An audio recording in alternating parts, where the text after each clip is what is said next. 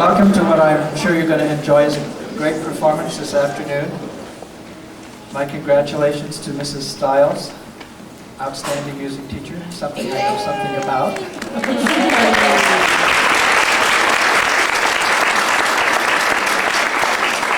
And the third and fourth grade teachers. Third graders study about Colorado Springs and fourth graders study about Colorado. And this is what we call integrated curriculum, in case you hear that phrase. Kids will be singing and dancing, all the things they need to learn in social studies and literature and writing and getting along together. And I'll be quiet so you can watch the show. This is a great show because it gives me a chance to wear my boots.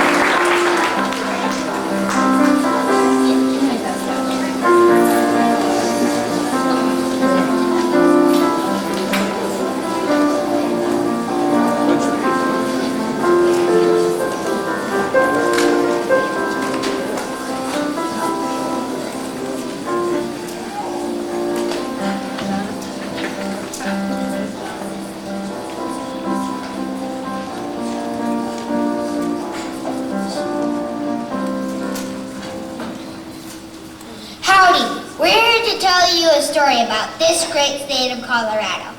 Actually, it's part of our social studies lessons right now. Yes, it says right here that those folks living in the Colorado Territory were proud to be made to the Union as the 38th state in 1876. The story of colorful Colorado had a lot more action going on before that time.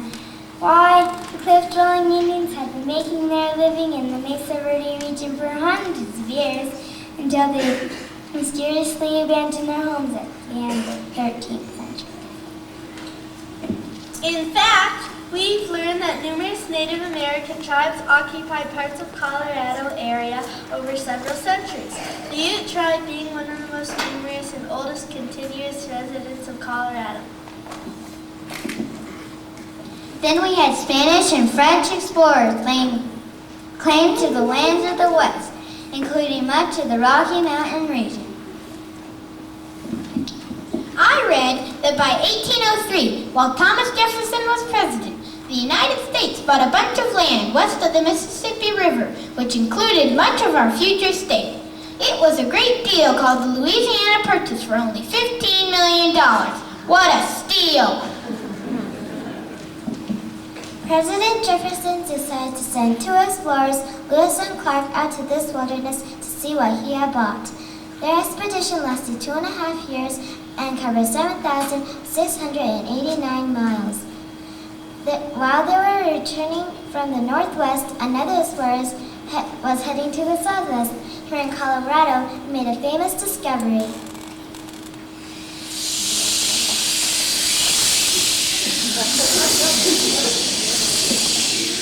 Lieutenant Pike, I know you would like to continue our climb up this imposing mountain, but the storm is getting fiercer by the minute. It's Thanksgiving Day, sir, and well, sir, quite frankly, sir, I'd be thankful for staying alive. I vote for turning back. I'm afraid you're right, men. Our snowshoes are no match for this treacherous terrain, and we still have far to go. We have lost most of our blankets and our best bearskins from this raging wind. We must find shelter from this bitter cold. I predict that no one will reach the summit of this grand peak.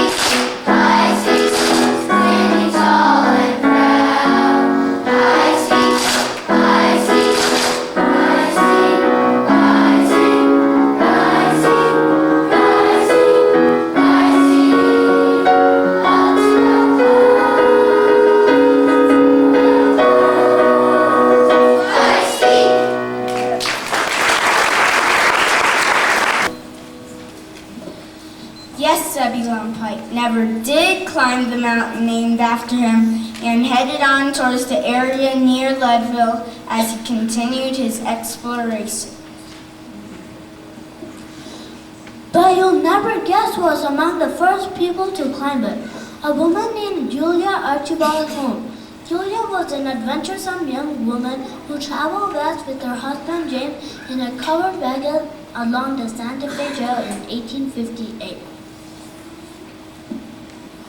Julia preferred to walk beside the wagon as much as 10 miles a day, dressed in bloomers rather than wearing long dresses and ride inside the wagon. She was in great shape.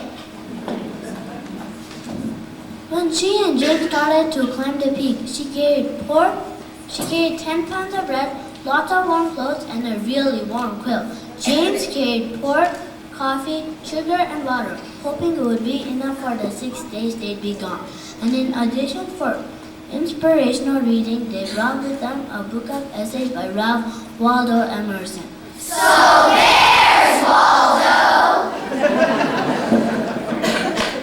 The water was so cold when crossing streams that our bare feet ached intensely.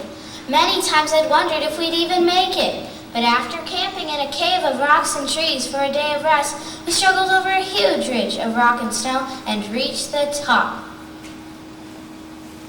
Julie and James found that the summit was covered with gorgeous tiny blue flowers, and the view was spectacular.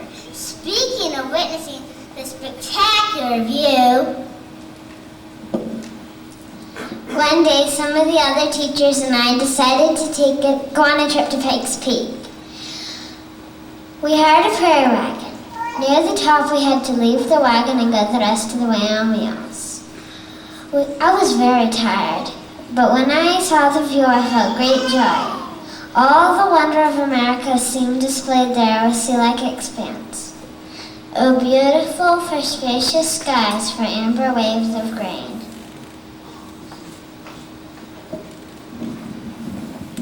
So Professor Catherine Lee Bates, while summer teaching at Colorado College, jotted down 4 stanzas of poetry which would soon be set to music and become one of our most beloved songs in history, America the Beautiful. But hold on there just a second. That was in 1893, quite a few years after Holmes climbed the peak. In the meantime, it was still rambunctious, rugged, and wild in the west. There was a whole lot of bushwhacking, trailblazing, bear trapping, rabble rousing, fur trading, pioneer settling, and mountain men.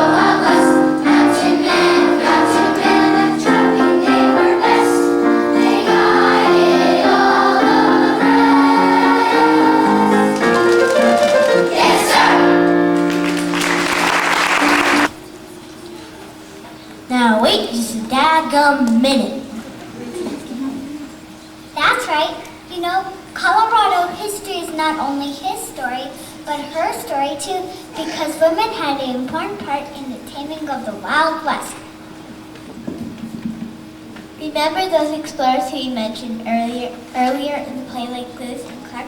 Well, their expedition might have failed without the help of this very courageous woman. Look, there she is now. My name is Sacagawea. Lewis and Clark hired my husband and me as guides, even while I carried my baby boy strapped to my back in a cradle board. through the whole expedition. I was so valuable to them because I was familiar with the terrain and I knew the languages and customs of the native tribes we encountered. On many occasions, the group would have starved to death if I had not shown them how to gather nuts, berries, and other edible plants. Sacagawea was only 16 years old at the time. How brave. I wonder if we're going to meet any other remarkable women today.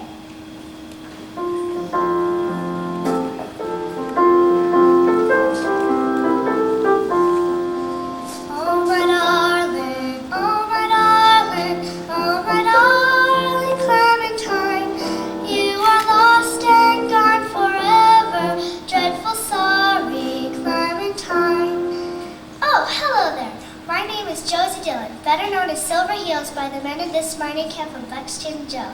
I came here to earn my way as a singer in the local saloon, and I wore silver heels when I danced, hence my name.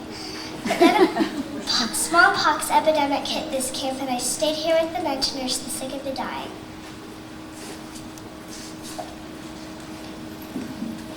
When the miners gathered for a purse of gold to repay her, she had mysteriously vanished.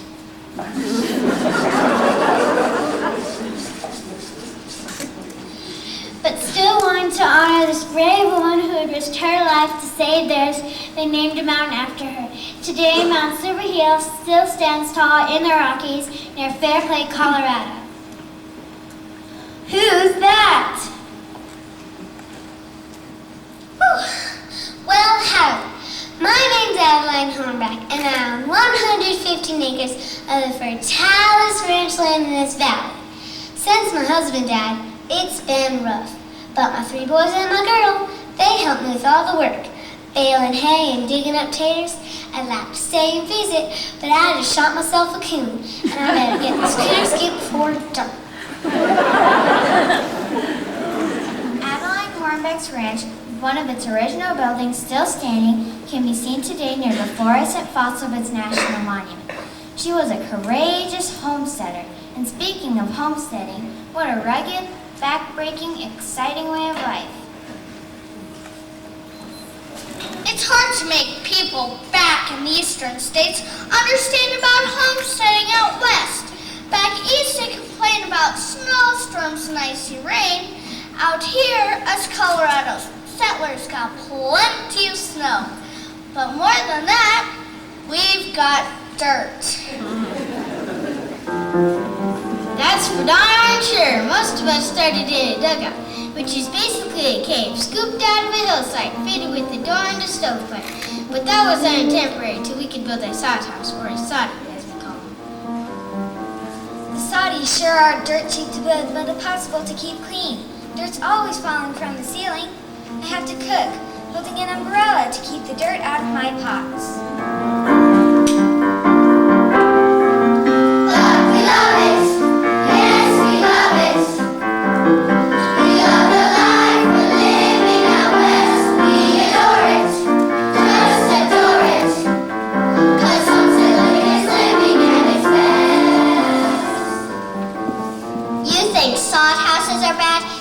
Try living in a permanent dugout.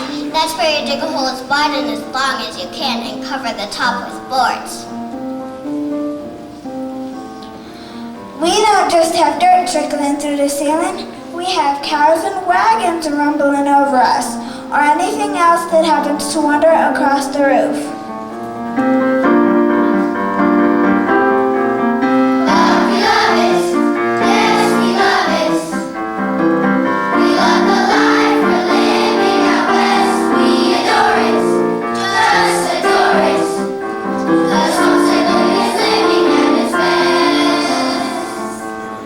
Don't forget about those snakes and mice that squeeze in through the dirt walls. And the dust storms, and the brush fires, and the swarms of insects, and the wind that blows 24 hours a day across the San Luis Valley wide open spaces.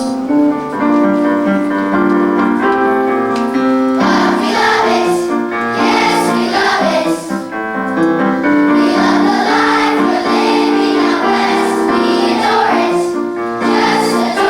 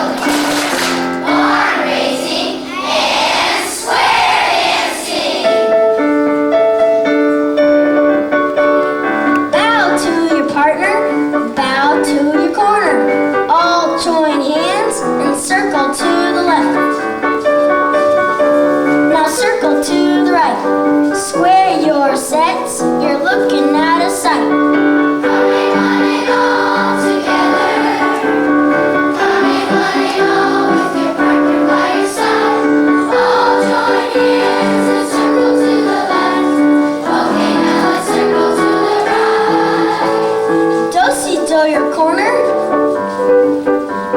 Do-si-do your partner. With heel and toe, sashay one slow. Swing your partner, then back, let's go.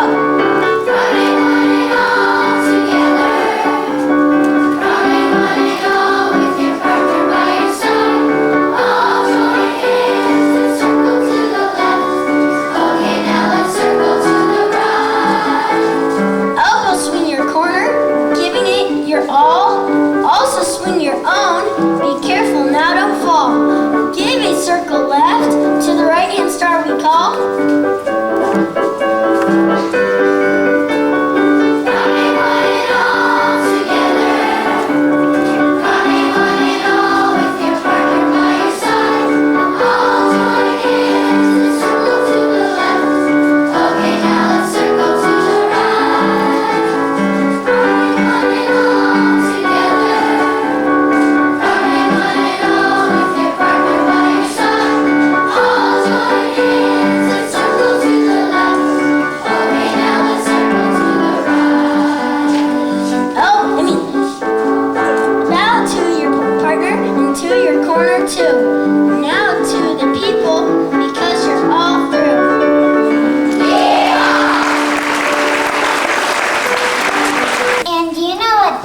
Most of us to Colorado, gold fever. Of $18 million in gold was mined 1 year long, sending thousands of boats and sinkers to this region with the slogan, Pikes Peak or Bust, painted across the western bound prairie schooners.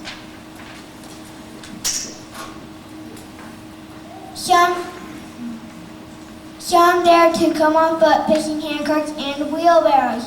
One ingenious fellow named Rufus Porter conveyed to people he would get them there in propeller-driven balloons powered by steam engines. Then there was Windwagon Thomas, who created a cross between a sailboat and a wagon. After all, it was pretty breezy across those plains. The first one he made zipped along for a few hundred feet at 15 miles an hour, and then crash!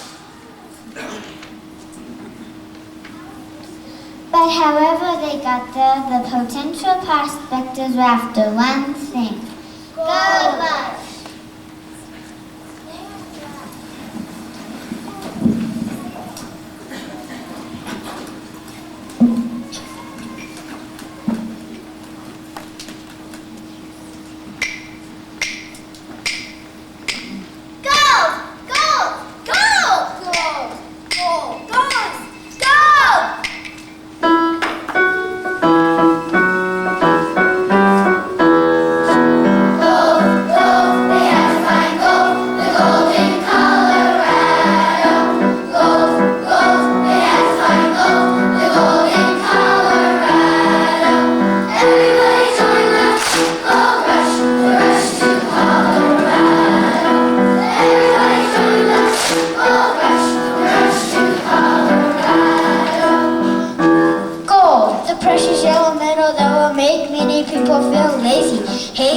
Sometimes even crazy, was one of the many reasons lots of early settlers came to visit Colorado. It was 1859, and things were not so fine. Because of the Depression, many people made confessions they were losing their possessions because they lost their jobs. So when they were told of the Colorado gold, many people got the itch to strike it rich. So they packed up their wagons with the things they liked best. Then they waved goodbye and they all headed west. Gold, gold, we have fine gold, the gold in Colorado. Gold, gold, we have fine gold, the gold in Colorado. William Russell, after looking for weeks, was the first to find gold in a stream called Dry Creek. And moving through towns in Kansas and Missouri, the folks from the east were sure in a hurry to find their gold in nuggets or dust. And the saying was, Pikes Peak or Bust! They looked from the sweet and small place. mesa gold that was mixed with ground. And when that was all, they went to the mountains by trail to dig in the rocks for gold called low. And when John Gregory struck it rich, they came to the mountains in a fever pitch to dig for gold and discover something new. They found a lot of lead and silver too. Everybody join the gold rush, the rush to Colorado. Everybody join the gold rush, the rush to Colorado. Now all those mining camps had to have places for folks to get supplies and feed their faces. So other towns sprang up anew, grew a new Canyon City, Golden, to name a few. There was Pueblo, Colorado City, and Boulder. And if we keep going, we'll all grow older. But there are two more that we have missed. Auraria and Denver finish our list. Gold, they had to find gold, the gold in Colorado. Gold, gold, they had to find gold, the gold in Colorado. Everybody join the gold rush, the rush to Colorado. Everybody join the gold rush, the rush to Colorado. Gold, gold, gold, gold, everybody came for gold.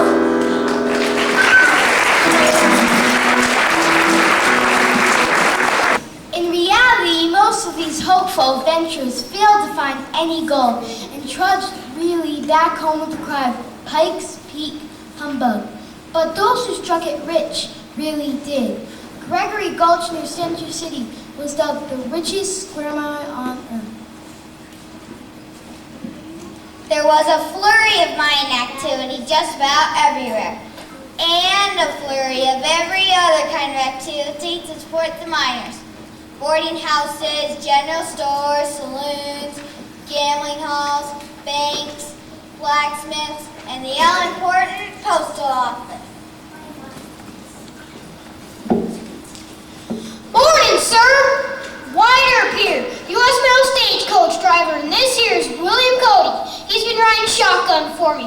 We've just come all the way from Leavenworth, Kansas to bring mail to the Cherry Creek mining settlements. There'll be a lot of folks waiting this batch of news, parcels, and supplies. We also need to send this telegram. As you can see, it is exactly 10 words in length, and here's the $9.10 we owe you for it. Much obliged. If you claim the directions to delivery for the care of the horses, we'll be continuing on with our passengers. Right this way, gentlemen. As you can see, news, supplies, and people still travel slowly from place to place. Only as fast as a horse or a stagecoach could go, or else only the briefest message could be sent more quickly by newly created telegraph wires. And boy, was that expensive. But all of that was in the process of changing dramatically.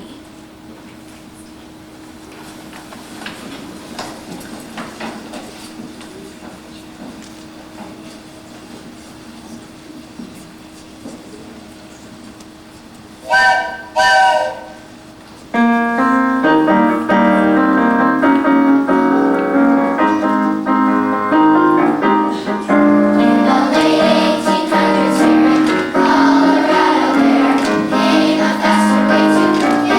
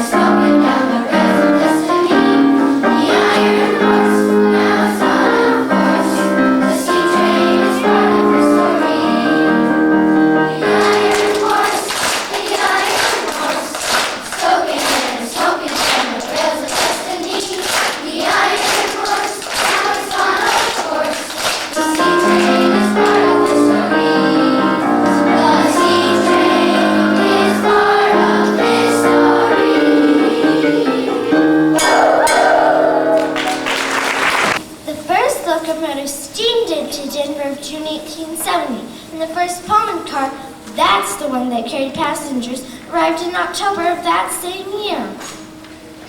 Just a few years earlier, a wealthy Civil War hero visited the Pikes Peak region and fell in love with the area. In order to start a town in just exactly the spot he loved most, this well-to-do businessman built the Denver and Rio Grande Railroad south from Denver.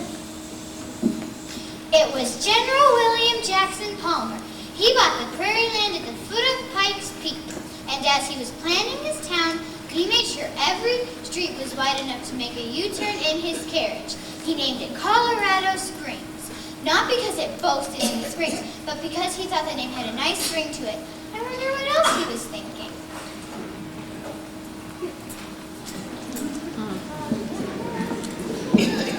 Major McAllister, so good to see you again. Henry, my theory on this place is that it should become the most attractive place for homes in the West. A place for school, college, science, literature, for first-class newspapers, and all that the above imply. Well, General, you've made great strides in that direction, especially having promoted your dream in your weekly newspaper called Out West. Yes, Henry, it is beginning to happen. How good it is to have a dream, wouldn't you say?